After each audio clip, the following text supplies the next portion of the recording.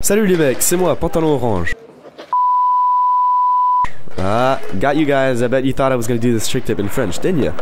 Anyway, today I'm gonna do my best to teach you guys how to backside big spin.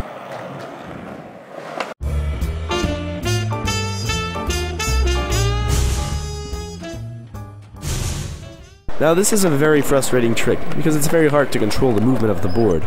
This trick consists of the board to do a 360 shove it and your body to execute a 180 rotation. Therefore, I recommend you learn how to pop shove it and how to backside ollie, knowing that it's a combination of the two. It would also make it easier if you knew how to 360 shove it, but it's not an obligation. You want to place your feet in a way that is very similar to the way you place your feet for the 360 flip, because you really want your back foot to be able to scoop the board. Instead of trying to throw the trick directly, you might want to get used to the movement. Try doing a pop shove it, and as soon as you land it, do a pivot, using your front foot. This will do a really ugly backside big spin, but it's the first step to understanding how to throw it. Once you've got those under control, it's time for you to throw the real trick. Now this is one of the rare tricks where you only need your back foot. Your front foot is just there to keep the board from doing a kickflip, which brings us to our first problem. One of the biggest problems you can get is this. Yeah, it's really frustrating. The board does half a flip. To fix this, you have to really concentrate on having your front foot stable.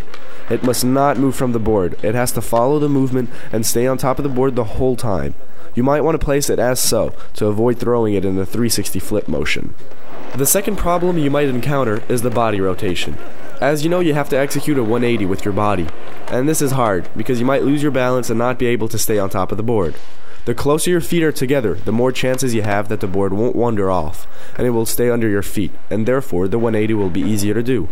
I also recommend you look at the nose of your board when you're about to throw the trick. Once you pop it, just turn your shoulders and start looking where you think the tail of the board will be. Once the board has done the 360 shove it, and you're looking behind you, and you see the back foot landing on the tail, you know you landed it. Alright, that's it. That's all the help I can give. I hope you liked it. Alright, last time I asked you, if you could invent the name of a trick, what would it be? I got a lot of funny comments, but I had to choose, and these are the ones I kept.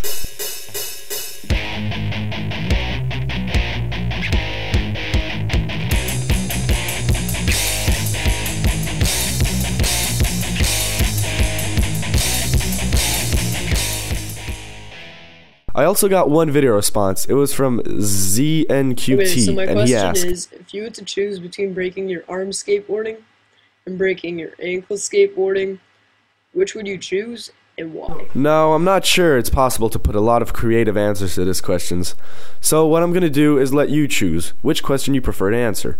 The one from ZNQT or this one. Why do skaters hate mongos? You're allowed to answer to both, so be creative. I'll choose my favorites. By the way, only the manliest of men can have wheels like that. Oh yeah. My wheels are totally not gay. Subscribe!